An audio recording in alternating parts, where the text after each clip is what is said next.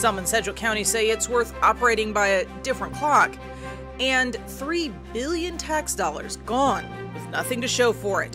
That's the accounting of those who say now is the time to expand Medicaid in Kansas.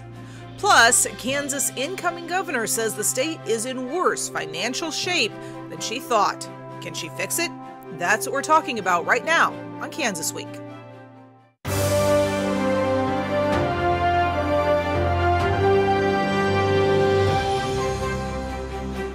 I'm Pilar Pedraza, and this is Kansas Week. Governor-elect Laura Kelly says what she's found in the state's budget these last few weeks is worse than she expected and leaves her thinking more like a doctor than a politician. Governor-elect Laura Kelly says she's having to figure out the worst problems in the state's budget and concentrate on fixing those first, like a doctor triaging patients. She made the comments Thursday in the last live edition of the Kansas News Service's podcast, My Fellow Kansans. She said she's conducted a detailed review of Kansas's executive branch and found deep problems. But she says increasingly rosy revenue projections should mean she can present a budget without tax increases to lawmakers in January. She said she is having to prioritize what to fix first, though, starting with school funding, Medicaid expansion, and fixing Kansas' foster care system and its highways.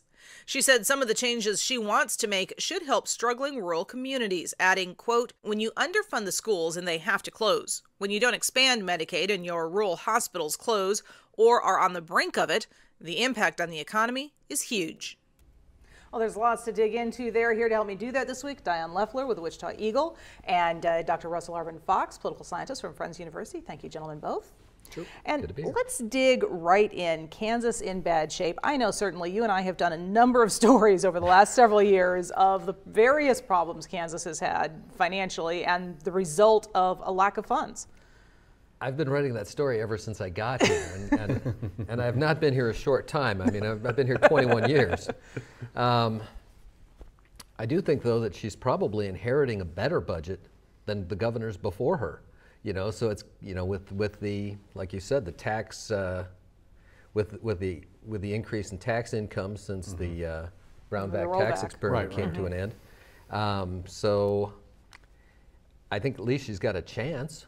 You know, I mean, you know, in the big picture, Kansas is always going to be a state that struggles with revenues. You know, we're no longer a country, we no longer have a national, much less a global economy where agriculture drives things, okay? Agriculture is a reliable and necessary and important part of the economy, and the banking industries and the other industries related to that are equally important, but still, you know, Kansas doesn't have a tourist economy. We don't have, you know, a huge economy that's driven by the federal government in terms of military or space exploration or any number of other things like that. And so when people talk about long-term economic trends, obviously those trends are usually going to be negative for the state of Kansas. That said, over the last, 6 years or so, we made things a lot worse for ourselves with the Brownback tax experiment. The fact that they finally woke up from that and were able to push through a change, not a complete change, but a significant change in the Brownback tax experiment is giving her, the cushion that Diane was talking about. She's looking at things and she's laying the groundwork. She doesn't think there's going to be a need for new taxes now, but she's, conditioning us to recognize that, just because we have fixed the immediate bleeding doesn't mean that we're necessarily going to be able to automatically reverse all of these much larger trends. Well, and certainly she's going to be dealing with a legislature that is Republican. She's a Democrat. How much of this is, okay, we've got all of these really high hopes and expectations, for her speaking, because I've won. But we're going to face some pretty serious opposition. We need to temper people's expectations of what it is that we can do. How much do you think that is playing into this? I think that state governors, and in particular governors in the state of Kansas, have one important tool. And that is the fact that under the state constitution, you have to turn in a balanced budget. So what you can have are situations where the legislature is going to be forced to take action even if the majority party there doesn't want to. It's really going to come down to the skill. The governor, Kelly, and the Democratic minority and moderate Republicans as well have in terms of how they try to position the arguments that are going to require at least some conservative Republican votes to pass. If they can position them so that they're right up against that constitutional demand, so that it just can't be otherwise. There's going to be a limited number of options on the table. Let's drive things this way. You know, I do think that she's going to be able to accomplish some things. Certainly not everything she hopes for, but I don't think she's unrealistic enough to think that she's going to get everything she hopes for. Well, certainly agreed. I mean, she's been elbow deep in this for years now. Oh yeah, I mean, you know, she's not a rookie here. I mean, I do think though that her having been in the Senate does give her a little bit of a leg up there, because you know she knows how that process works, and she knows what arms to twist, you know, which incoming governors haven't always known that. I'm sorry, I'm laughing a little bit because the idea, for those who've met Laura Kelly, she comes to about here on me, the idea of her walking up to Reichman. Yeah. And giving a big old twist. I'm not picking a fight with her. She knows him. Yeah, and she's there's got the relationship. there's a history she there. She doesn't have to twist the arms. Right. Well, I mean, sometimes she will want to try to twist arms. But, I mean, there is a real advantage that comes when you have a chief executive who has existing relationships with the legislature. I mean, one of the things that's rarely explored when we talk about dysfunction in Washington, D.C. is that for the last 20 or 30 years, we've moved away from the parties nominating as their president people that have actual legislative experience and have those relationships. That just hasn't been the case lately. Well, there's lots of things she's going to have to take a look at, and we're going to talk about some of them today. It came out this week that the governor-elect passed on a chance to visit the White House and share her priorities with the president. She says she just didn't have time to make the trip. The Wichita Eagle reports Governor-elect Laura Kelly skipped a bipartisan meeting of new governors at the White House this week. President Donald Trump extended the invitation to all the newly elected governors in the country to come present their priorities to the president and a few cabinet members.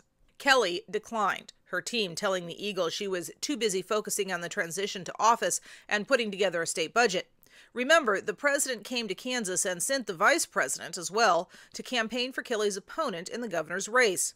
As the Eagle points out, reaction to her decision not to go to D.C. for this meeting falls along party lines. Democrats say Kelly needs to look to fixing Kansas right now and will have other opportunities to lobby the president.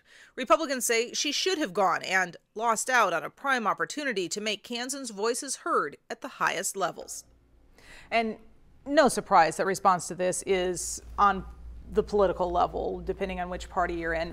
But it's just one more of some of the steps that I've seen. There's usually kind of a honeymoon period with a newly elected governor where they have a chance to get their feet on the ground. But I'm starting to see just little drips and drops of that political opposition going, time's maybe about up on that honeymoon period. Yeah. Are you seeing the same thing? Well, yeah, world's shortest honeymoon. Yeah. It started election night. Yeah, exactly. But you know, I mean, when you look at these meetings, okay, I mean, really, what could she have accomplished in Washington as a group of incoming governors sitting around a table? I mean, how much really is that going to advance the interest of Kansas? I mean, no. Some of the Democrats I've talked to said this is nothing but a photo op, you know, and we don't need photo op politics are not going to solve the problems of this state.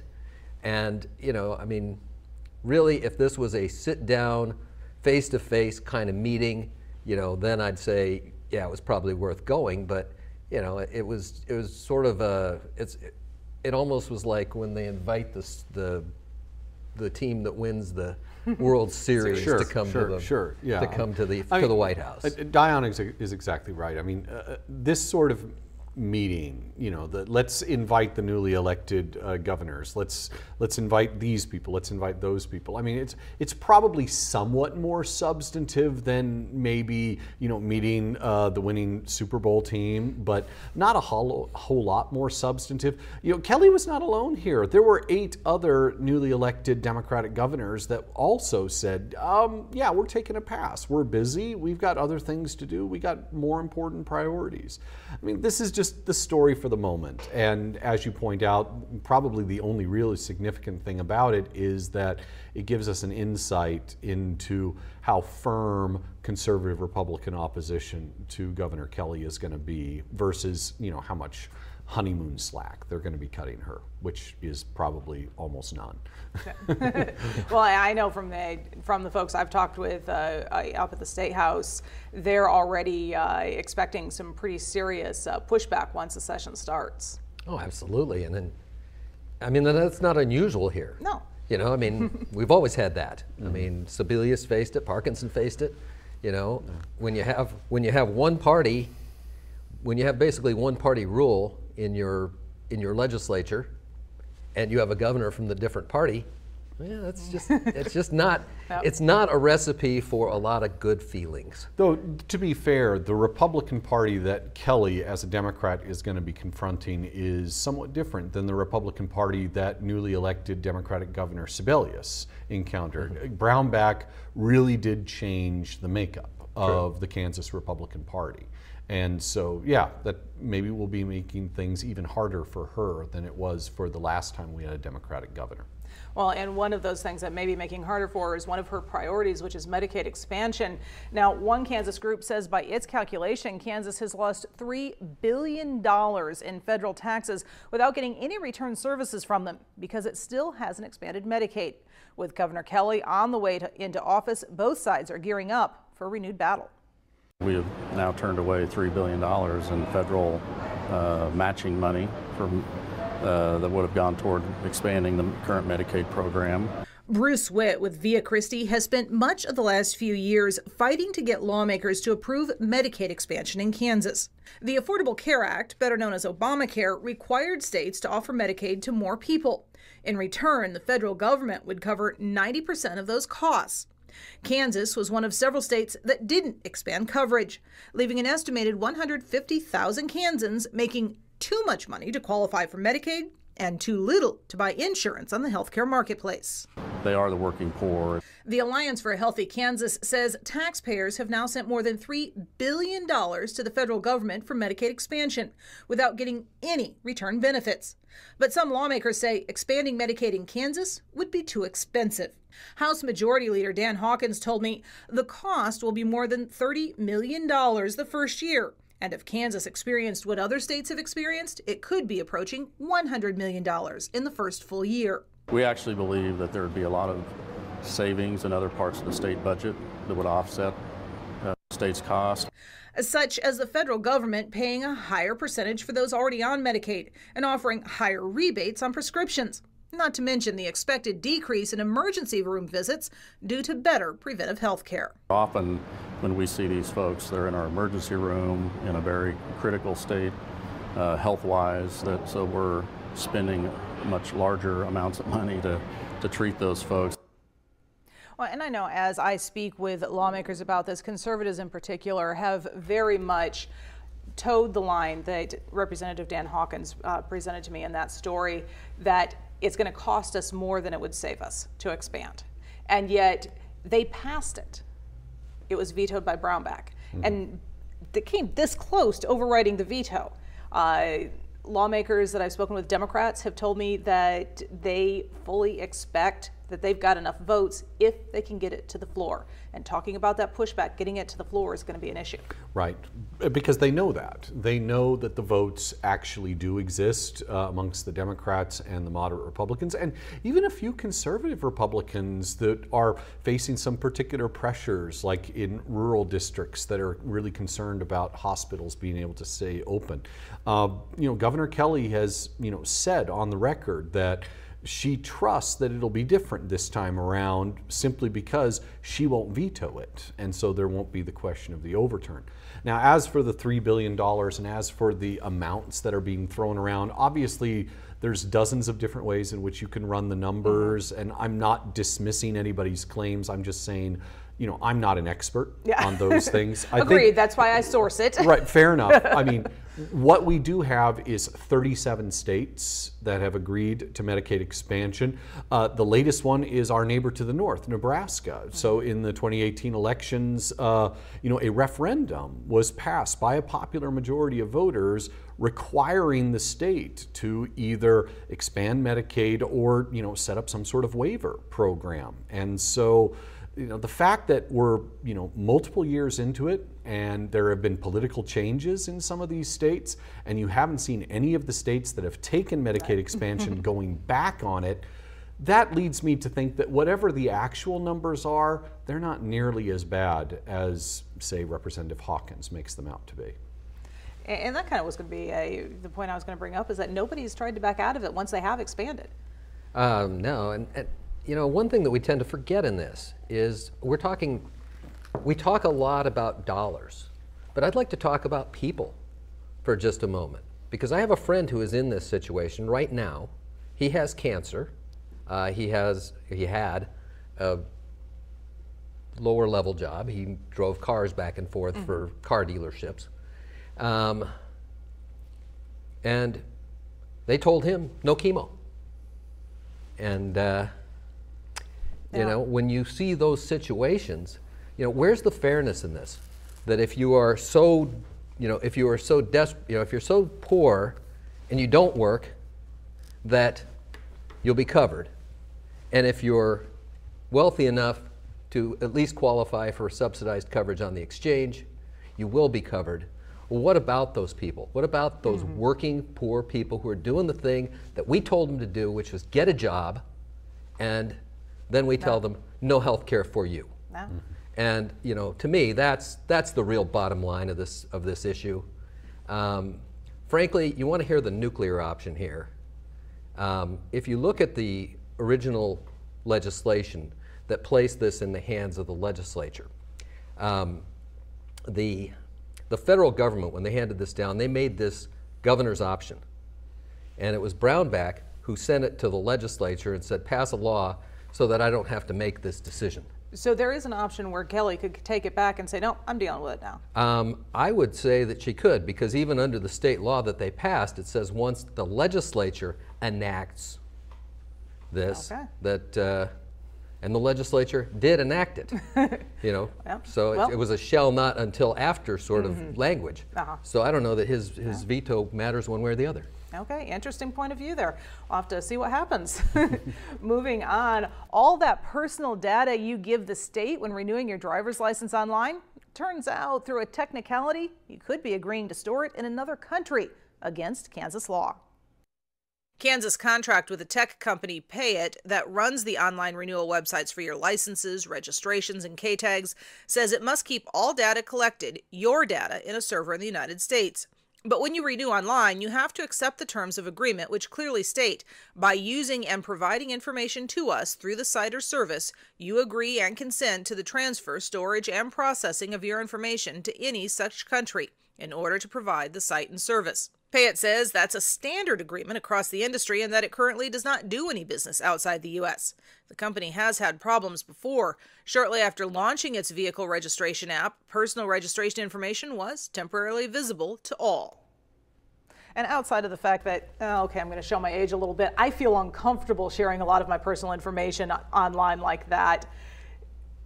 It isn't that unusual for these terms of agreements to be kind of standardized, is it?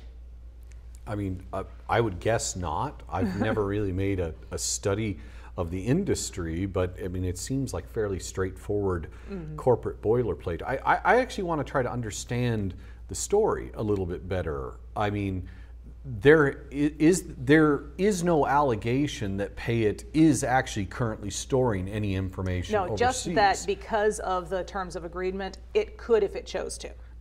But hasn't it also said that it will not, and hasn't it, you know?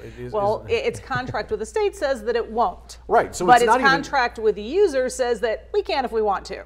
Okay. So what we're dealing here with is a conflict between how are we supposed to understand corporate intentions. On the one hand, you have the agreement with the state whereby they were able to receive this information in the first place. They were being paid to take care of this information.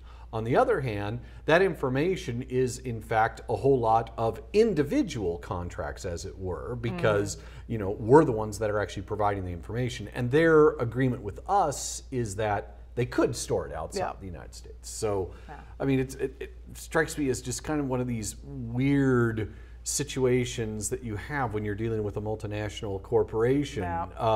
On the one hand, it seems to be operating one way, but in another sense, it maybe isn't tied to that at all.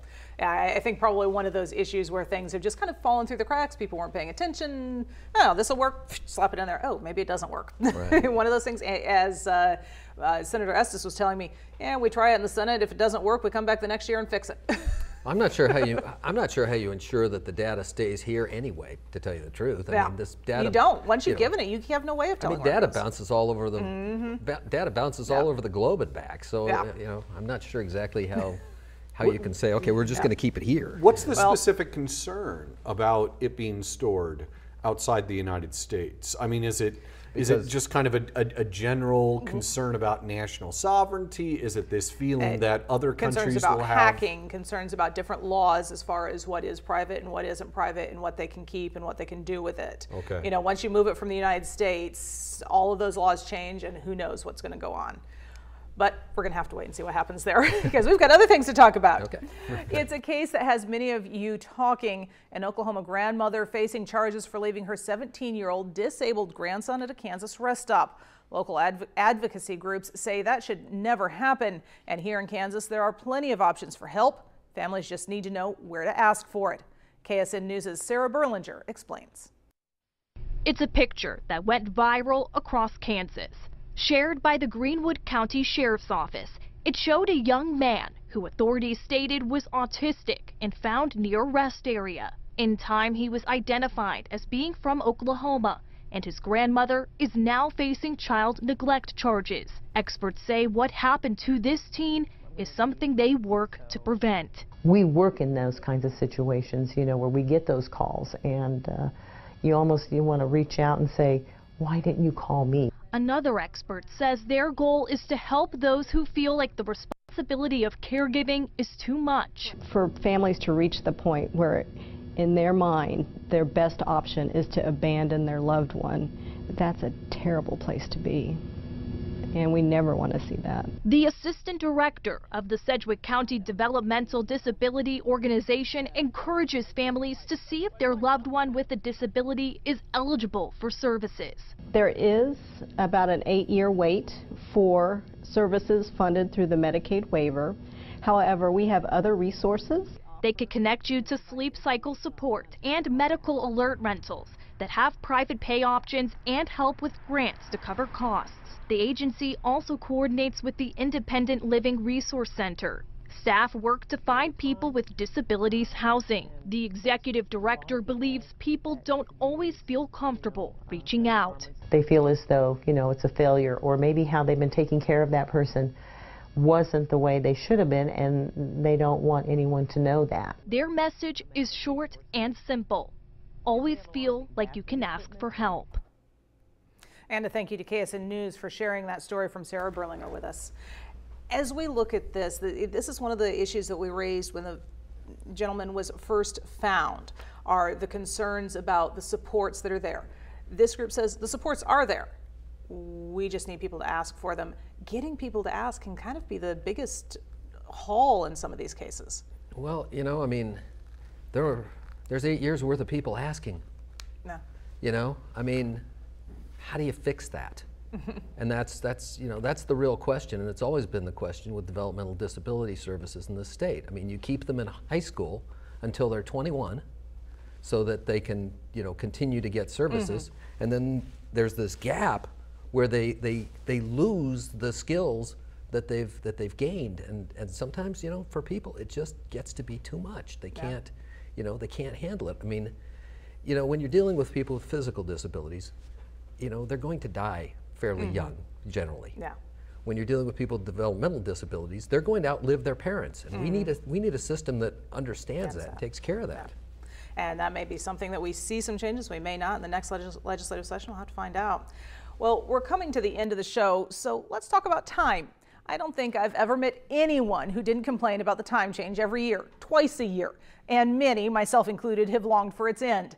Now, some Sedgwick County leaders say maybe it's time they push the state to change back. Daylight saving time. Yes, officially there's no S in that. It goes back as a law in the United States to 1918, around the end of the First World War. Its legal standing has been inconsistent in the years since, as its popularity has waxed and waned. Now, Sedgwick County commissioners say it's become such a hassle, they're including ending it on the list of things they want state lawmakers to work on next year. The Wichita Eagle reports it's not their highest priority, coming in behind mental health, taxes, criminal justice, and voting issues. It is one of their second-tier issues, though, along with asking for an easement on work restrictions for 14 and 15-year-olds. Okay, I've got to say, I love this idea. I hope that it goes somewhere. I abhor daylight saving time. I also hate saying daylight saving time, but I have to. Yes, but would you really want to have Sedgwick County off daylight saving time and then you have to set your clock back every time you drive to Reno County? I mean, honestly. That is kind of the first thought that you get when you hear that story, but you were there, and this is more about trying to get the state to make a change. Yeah, this is about trying to get the state to make a change, and it seems like, now they did not specifically say this, but they sort of implied that what they'd like to do is go on daylight time all the time. Now that's unusual, because most people stay on standard if they're not going to do it. Exactly, because a state has the option of going off, the state has the option of staying on standard time, but you don't have the option of staying on daylight time. So what you'd need to do is get transportation department approval to change time zones and then put yourself on standard time so that you get the daylight time you want. And that could be a little bit of a daunting task. Well, we do have some counties that are already in the mountain time zone, so yeah, you know, it might not be the end of the world. Just carve out the whole state of Kansas. There you go, stretch it. But it is, you know, it's just, it's one of those things that bothers people, and and it came up, I guess, at a What states are off daylight saving time? Is it Arizona and Hawaii? Hawaii. Yeah, and most of the U.S. territories. Oh, okay. I didn't know that. They don't do that. Well, and I know when I was growing up, in Michiana, southwest Michigan, northern Indiana, that Michiana region, we always had our TV times in two different times because South Bend did not do daylight savings and everybody else did. So I grew up hating it just because of that. I never knew whether my show was on at 7 or 8. We're on at 7:30, by the way. So thank you guys. Yes, Central Daylight Time. Thank you, gentlemen, so much for joining me, and thank you. I hope you enjoyed our discussion here. If you have questions about anything we talked about or would like to suggest a topic for discussion, please email us at kansasweek@kpts.org. For now, have a great week.